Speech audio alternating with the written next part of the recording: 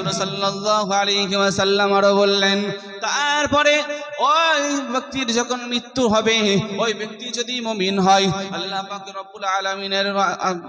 রব্বুল আলামিনের ফেরেশতা আজরাইল আলাইহিস সালাতু ওয়াস সালামের সঙ্গীরা জান্নাত থেকে একটি কাফন নিয়ে চলে আসবে, জান্নাত থেকে সুগন্ধময় একটি কাফন নিয়ে চলে আসবে।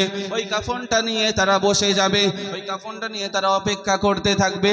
তারপরে হযরতে আজরাইল আলাইহিস সালাতু ওয়াস সালাম মালাকুল মাউত, আমাদের সকলে যে মৃত্যু নেবে, ওই ভয়ঙ্কর মালাকুল মাউত, ওই সুন্দর মালাকুল মাউত, মৃত্যুর ফেরেশতা, যে মুমিনের জন্য সুন্দর ফেরেশতা আর একজন কাফেরের জন্য ভয়ঙ্কর চিররূপধারী আল্লাহ পাকের নবী মুহাম্মদ মুস্তাফা আরবি হুজুর সাল্লাল্লাহু আলাইহি ওয়াসাল্লাম ইরশাদ করেন, তারপরে আজরাইল আলাইহিস সালাতু ওয়াস সালাম এসে ওই ব্যক্তির রূহটাকে বলবে, ওই ব্যক্তিকে সালাম দিবে, ওই ব্যক্তিকে সালাম দেওয়ার পরে ওই ব্যক্তির রূহটাকে বলবে, হে আল্লাহর প্রেরিত বান্দা, হে আল্লাহর প্রেরিত বান্দা, হে আল্লাহর অনুগত্যশীল বান্দা, আল্লাহ পাক রব্বুল আলামিনের হুকুমে তুমি বার হয়ে আসো, তোমাকে আল্লাহর কাছে যেতে হবে, তুমি বার হয়ে আসো, আল্লাহ পাক রব্বুল আলামিনের হুকুমে তুমি চলে এসো।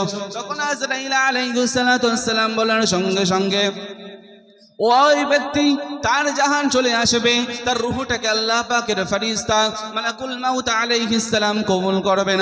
মালাকুল মাউত আলাইহিস সালাম তখন ওই রূহটা নিয়ে নেবেন।